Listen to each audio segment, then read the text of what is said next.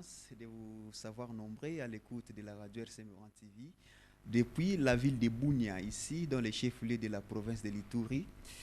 Comme vous le savez bien, le pasteur Christopher Kabamba Moussa Yantambwe, responsable de l'église Assemblée chrétienne de Kisangani, est arrivé ce jeudi 20 février 2025 ici dans la ville de Bunia, accompagné des serviteurs de Dieu, de l'église Assemblée chrétienne de Kisangani. Il est arrivé ici pour une cause noble. C'est sous l'invitation du pasteur Mathieu Libunda, responsable de Shalom Tabernacle de Bunia. C'est pour la propagation du message du temps de la fin, bien sûr, à l'occasion d'une grande campagne d'évangélisation organisée par l'église Shalom Tabernacle du pasteur Mathieu Libunda. Il est venu ici. Il va aussi aborder d'autres activités que vous allez découvrir au cours de cet entretien entre la radio RCM TV et pasteur Christopher Kabamba Moussa Yantambwe. Je ne suis pas seul.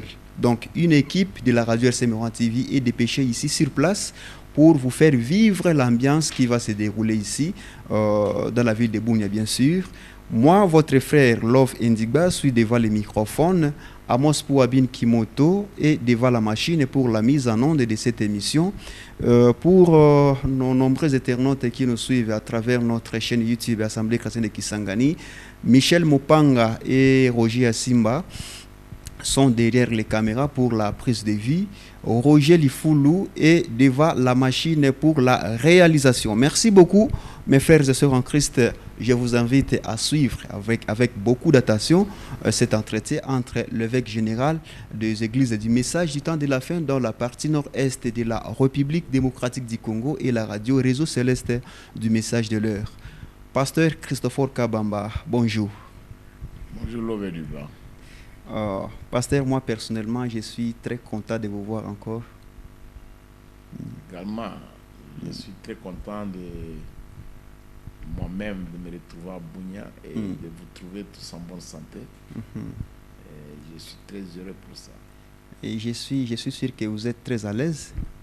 Je suis à l'aise, Lové Duba. Merci beaucoup, pasteur. Et avant d'entrer dans le vif de notre émission, si vous pourriez même prier une courte prière avant de commencer notre émission.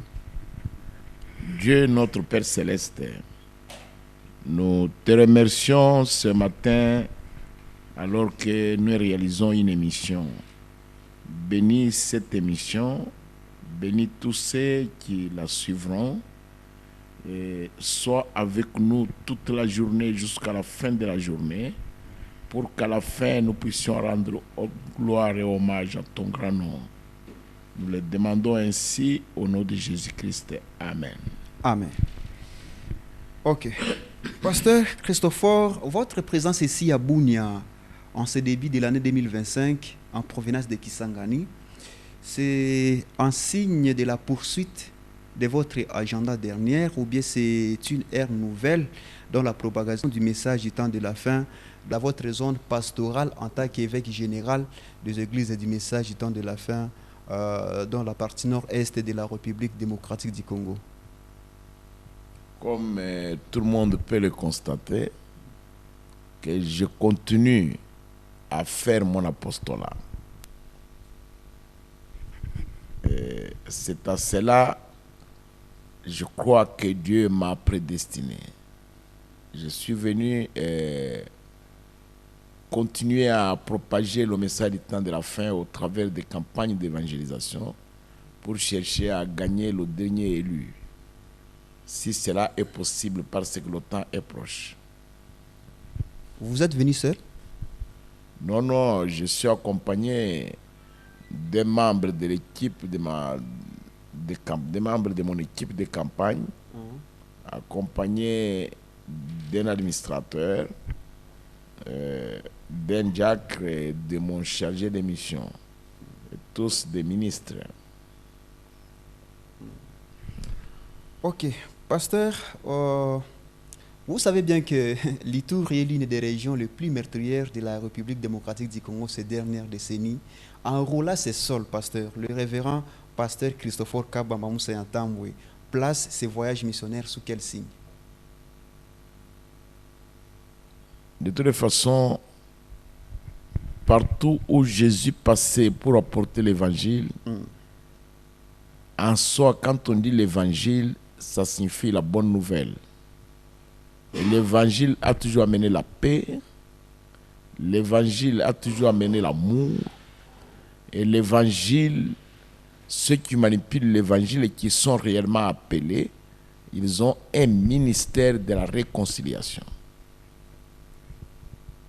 J'ose croire que les gens, s'ils écoutent l'évangile, s'ils entrent en contact avec le Seigneur Jésus, leurs attitudes, leur mentalité et même leur type comportemental pourra changer. Parce que l'évangile, c'est la bonne nouvelle, c'est la parole de Dieu et c'est la parole de Dieu qui transforme.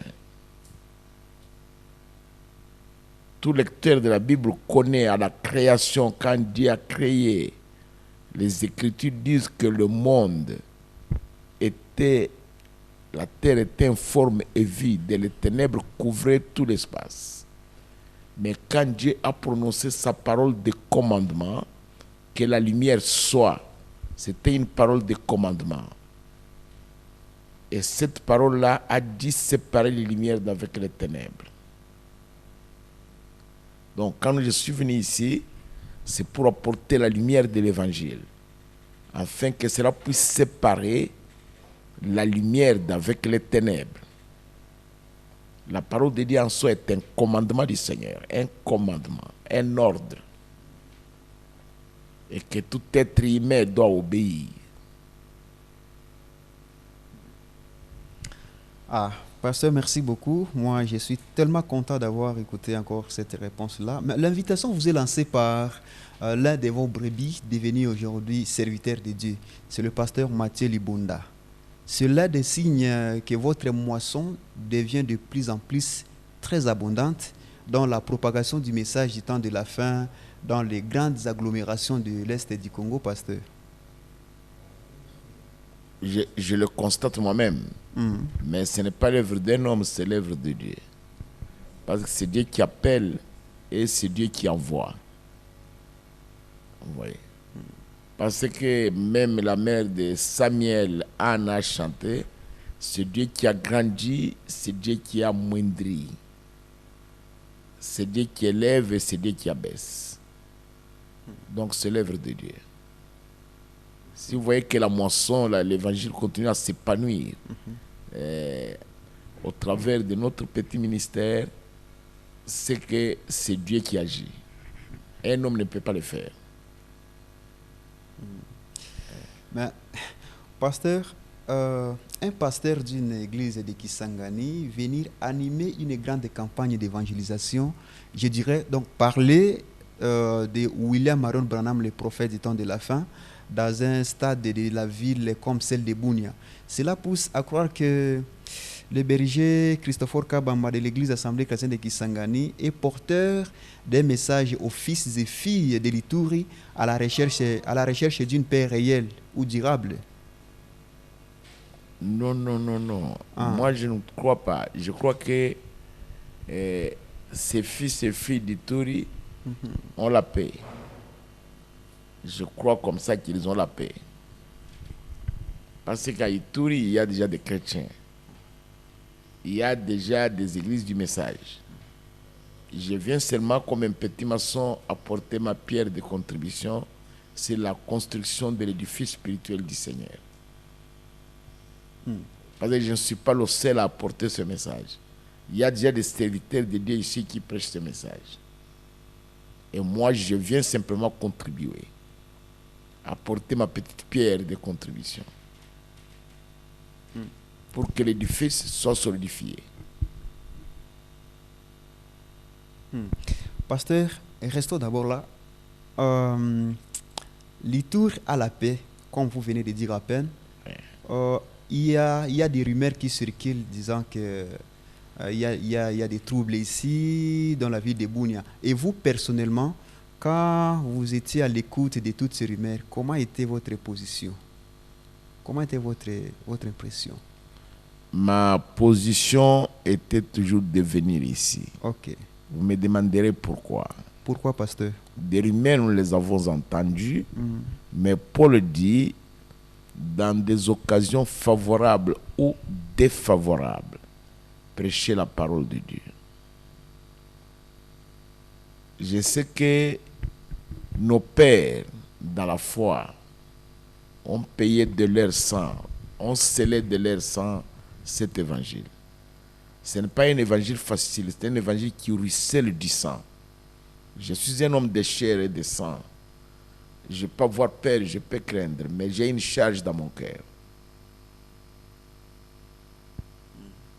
La parole de Dieu contraint chaque vrai homme appelé de Dieu, qui a un réel appel de Dieu, à agir dans n'importe quelle condition, pour la gloire de Dieu.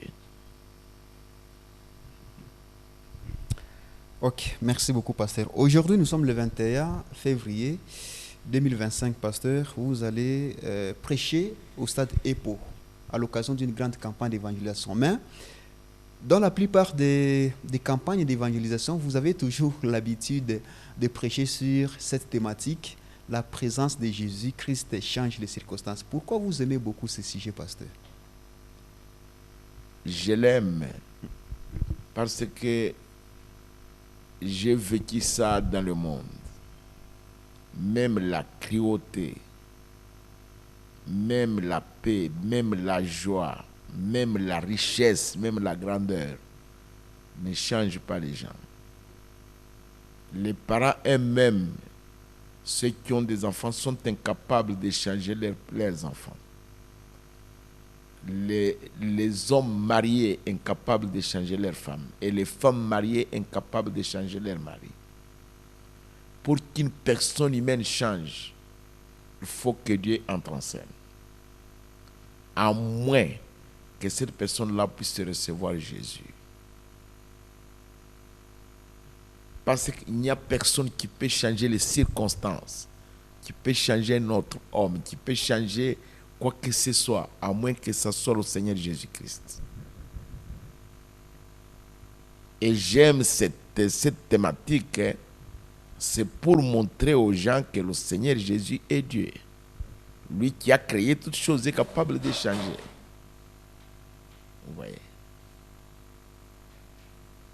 Il est capable de changer n'importe quoi. Vous savez, quand je pense à une chose redoutable que Dieu avait faite dans l'Ancien Testament, il a pris un roi qui était très honoré et qui dominait pratiquement presque le monde entier. Et le monde entier payait le tribut au roi Nebuchadnezzar. Dieu a pris son cœur d'homme, il l'a changé en cœur animal. De sorte que le roi descendait dans le palais royal, dans sa clôture royale, pour aller brouter l'herbe, au lieu de manger la nourriture qui est grillée, qui est mise à sa portée. Oui. Fondement biblique de cette thématique, pasteur. Le fondement biblique, je viens de t'en donner un exemple de Nebuchadnezzar. Comment Dieu a changé Nebuchadnezzar. Okay. Il était toujours un homme, mais il est devenu un animal. Okay. Mais tout son aspect, c'était un homme. Il s'asseyait comme toi, il marchait comme moi. Mais quand il avait fait, il a rampé maintenant pour brouter les herbes comme un animal. Et c'est Dieu qui l'avait changé. Oui. Il connaît quel matériel il a placé dans chacun de nous et comment le changer. Nous sommes l'argile, lui et le potier. Il peut nous remodeler à sa façon. Pasteur, vous l'avez tiré de quelle référence biblique? Cet thème. Je l'ai tiré dans la parole de Dieu. Voyant tout ce que Jésus a fait dans son voyage terrestre, alors j'ai tiré là-bas. Parce que partout où il allait, les choses changeaient. Je te donne un exemple. Il est allé à la fête en Cana de Galilée. Et puis il est resté calme. Personne ne s'en apercevait. Pourtant, il était invité. Mais quand le vin est terminé, Marie, qui le connaissait bien, elle lui dit, ils n'ont plus de vin. Jésus lui a dit que vous semble, mon heure n'est pas encore venue. Après, il a appelé l'ordonnateur du repas, il lui a dit, prenez de toutes les vases vides là, remplissez de l'eau. Quand ils ont rempli de l'eau, ils ont dit, nous avons terminé, il a dit, alors distribuer. Quand ils ont commencé à distribuer, les invités ont dit, pourquoi il a gardé le bon vin pour nous donner le mauvais vin avant, et après il nous donne maintenant le bon vin. Vous voyez comment il a changé les choses. Parce que la joie était terminée dans la fête. Toute l'animation était terminée parce qu'il n'y avait plus de vin. Le vin, c'est un stimulant. Mais le Seigneur Jésus a changé l'eau en vin. Voilà un seul exemple biblique que je peux te donner. En acceptant l'invitation de ce jeune ministre ici à Bunia, traduirait une sorte de considération tout est soutenu envers le pasteur Mathieu Libunda. Le révérend Kabamba garderait des qualités exemplaires de la part du pasteur Mathieu? Oui, il ne m'a pas invité pour autre chose. Il m'a invité pour une campagne d'évangélisation. Oui. Donc il dit, je vais bien dire, il m'a invité pour la parole de Dieu. Ça signifie dans son cœur, il est animé de la bonne volonté. Il sent une pression que cette ville doit être évangélisée. Alors il m'a invité pour venir. Et j'ai accepté pour venir. Depuis qu'il m'a invité, j'avais accepté. Après, il a fixé les dates. Alors Dieu nous a aidés à ce que ces dates soient respectées. Oui, nous le considérons. Dieu nous enseigne, la Bible nous enseigne à respecter tout le monde. Et le prophète de l'heure nous a dit, si vous ne pouvez pas respecter l'homme et respecter la fonction qu'il a remplie de la part de Dieu, même si cet homme-là, à notre vue, est méprisable, mais s'il a rempli un office de la part de Dieu, nous le respecterons à cause de ça.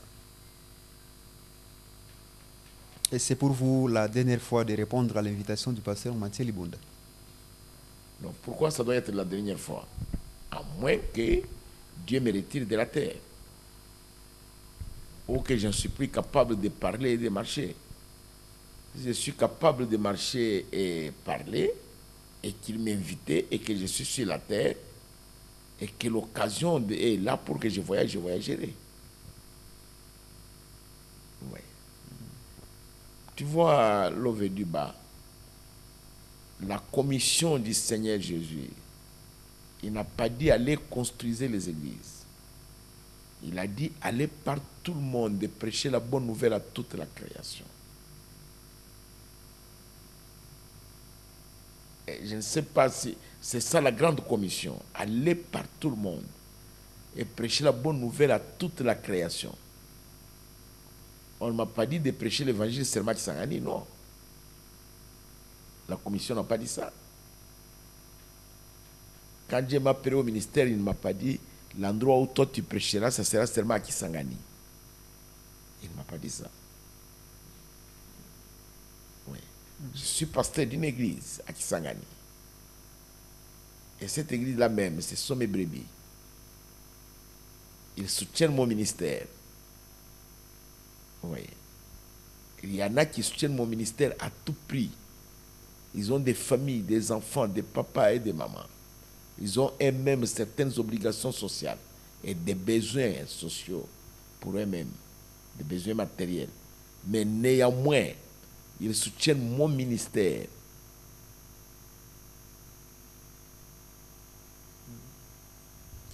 Ces gens-là, je dois les respecter, ils doivent être bénis. Oui. L'homme de Dieu, à cette même occasion, vous allez aussi tenir une réunion ministérielle avec les différents serviteurs de Dieu qui viennent de différentes provinces de la République démocratique du Congo. C'est le moment pour les auditeurs de la radio RCM Orient TV de découvrir l'étendue géographique de la zone de votre coordination ministérielle à l'est du pays. Oui, les moments, tu vois, l'Ové du bas, nous vivons au temps de la fin. La venue du Seigneur est proche. la venue de la lumière condense les ténèbres. Même parfois, les chauffeurs ont des difficultés pour rouler sur la route. Vers 5h du matin, 5h30, quand la grande lumière, la parole parlée de Dieu, le soleil veut sortir, alors ça condense les ténèbres. Même les phares des véhicules ont des difficultés pour briller. Et maintenant, la venue du Seigneur est proche. Maintenant, ça condense les ténèbres de la terre, des circonstances naturelles, des circonstances sociales et humaines sont condensées de sorte que la terre est agitée. Il y a des milliers où c'est difficile d'y arriver. Parce qu'il y a des troubles, il y a des guerres. Là, nous ne prêchons pas l'évangile. Voilà pourquoi nous prions pour qu'il y ait la paix dans le pays, qu'il y ait la paix partout. Si la paix est partout dans notre pays, nous irons partout pour prêcher l'évangile.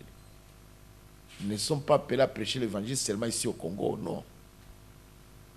Nous sommes aussi appelés à la prêcher ailleurs. Oui.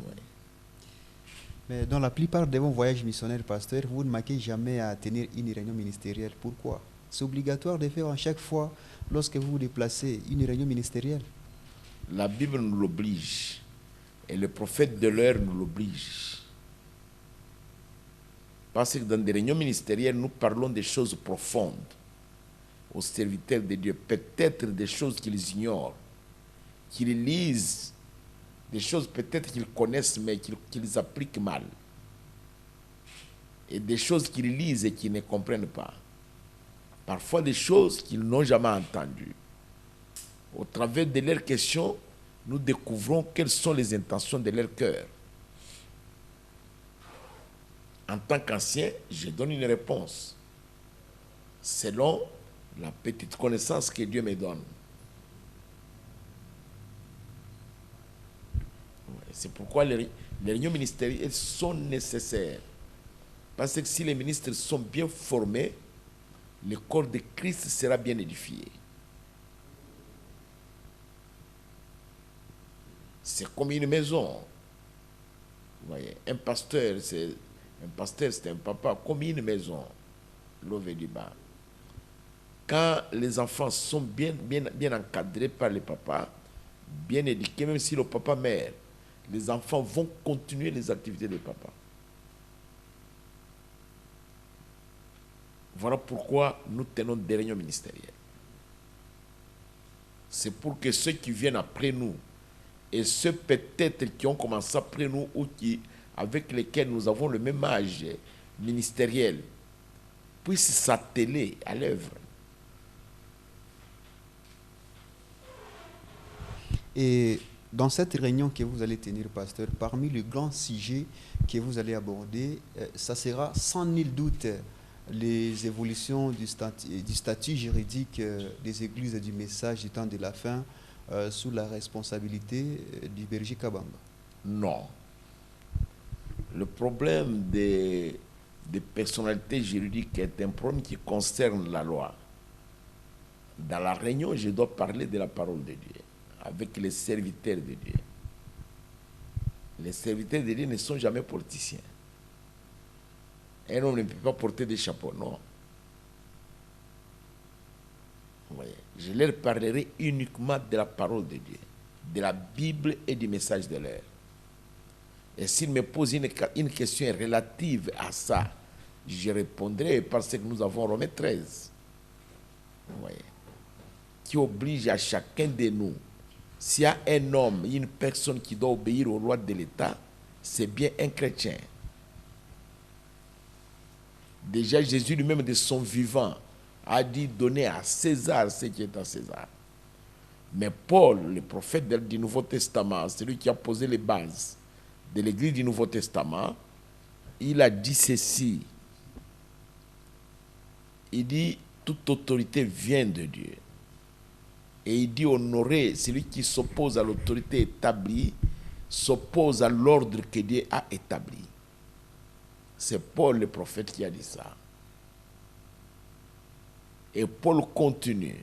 Il dit le magistrat est un serviteur de Dieu, établi par Dieu pour exercer la loi. Et il dit même le magistrat ne porte pas l'épée pour rien.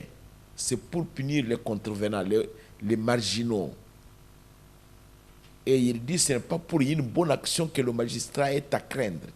C'est pour une mauvaise action. Quand vous agissez mal, vous allez craindre le magistrat. Alors il porte l'épée pour appliquer la loi. Si je peux dire ça au serviteur de Dieu, ça va. Tout serviteur de Dieu est tenu de respecter les lois de son pays. Nous avons là des serviteurs de Dieu qui viennent de Kenya. Les autres viennent de l'Ouganda. Ils doivent respecter les lois de leur pays. Et nous, les Congolais, nous devons respecter aussi les lois de notre pays. Parce que c'est conforme à la parole de Dieu, c'est conforme à l'évangile. Comment quelqu'un qui prêche l'évangile de Jésus-Christ va être marginal? Alors que Jésus lui-même était confronté à ça. On lui a demandé de payer les tribus, il a payé les tribus.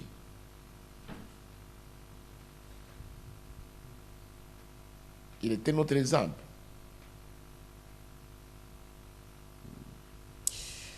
Ok, pasteur, c'est bien compris. Prenons directement cette avant-dernière question, parce que vous êtes en train de vous préparer pour aller prêcher la parole de Dieu aujourd'hui. Si vous pouvez énumérer quelques activités que vous allez faire à l'occasion de ces voyages. Je suis venu pratiquement à l'Ovediba prêcher l'évangile, c'est-à-dire je vais faire la campagne d'évangélisation. Aujourd'hui vendredi et demain samedi, si cela est la volonté de Dieu. Je vais aussi bénir le renouvellement de vœux de mariage du pasteur Mathieu Libonda. C'est lui qui m'a invité.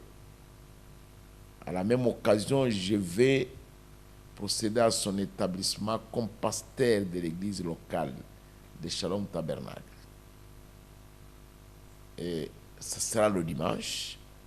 Le lundi, Dieu voulant, si cela est la volonté de Dieu, je vais faire la pose de la première pierre angulaire. Après ça, s'il y a culte, si cela est possible, je peux moi-même prêcher ou donner aussi à un ministre pour prêcher. Parce que je vais aussi écouter les autres. Même le messager prophète s'asseyait et écoutait les autres ministres.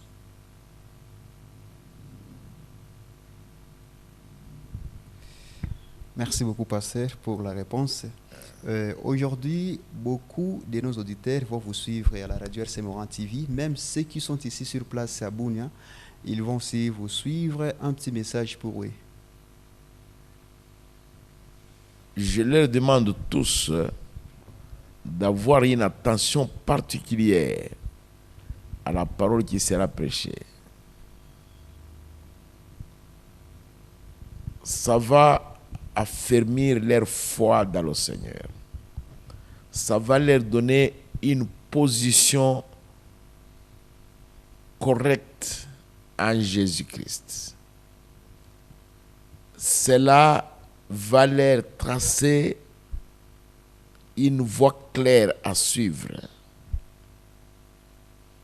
Et cela va semer en eux l'amour de Dieu tel qu'ils puissent avoir une approche assez sincère et profonde avec Dieu. Mon objectif est d'amener le peuple à être en contact direct et avoir une relation personnelle avec leur Dieu.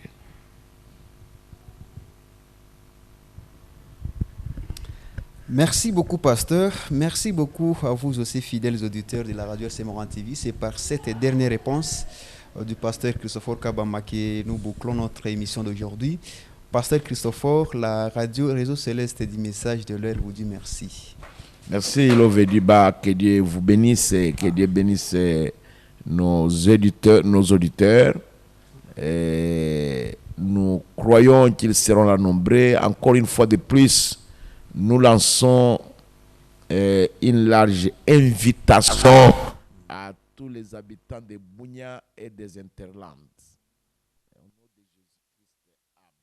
Merci beaucoup, pasteur. Pour nos auditeurs qui viennent de nous capter presque à la fin de cette émission, nous vous rappelons que nous avons reçu le pasteur Christopher Kabamba Mousseyantambo, responsable de l'église Assemblée chrétienne de Kisangani, qui est arrivé ici dans la ville de Bunia. C'est jeudi 20 février 2025 pour prêcher l'évangile de Jésus-Christ à l'occasion d'une grande campagne d'évangélisation. Dans cette même occasion, il va procéder à la cérémonie de la pose des pierres angulaires pour la construction de l'église Shalom Tabernacle de Bunia. L'établissement officiel du pasteur Mathieu Libunda comme pasteur responsable de l'église Shalom Tabernacle. Il va prier pour le renouvellement de vœux du couple Mathieu Libunda. Il tiendra aussi une réunion ministérielle avec le pasteur du message venant de différentes provinces de la République démocratique du Congo pour participer à cet événement. Chers auditeurs, restez toujours branchés sur la fréquence de la 98.1 FM pour suivre en direct toutes les activités qui vont se dérouler ici dans la ville de Bunia. Love Indigba était devant le microphone. Vraiment, je dis grand merci pour l'équipe qui m'a aidé à réaliser cette émission. Amos Pouabine Kimoto était là très disponible devant la machine pour la mise en onde. Michel Mopanga et Roger Asimba derrière les caméras pour la prise de vie. Roger Lifoulou pour la réalisation. Merci beaucoup. À la prochaine.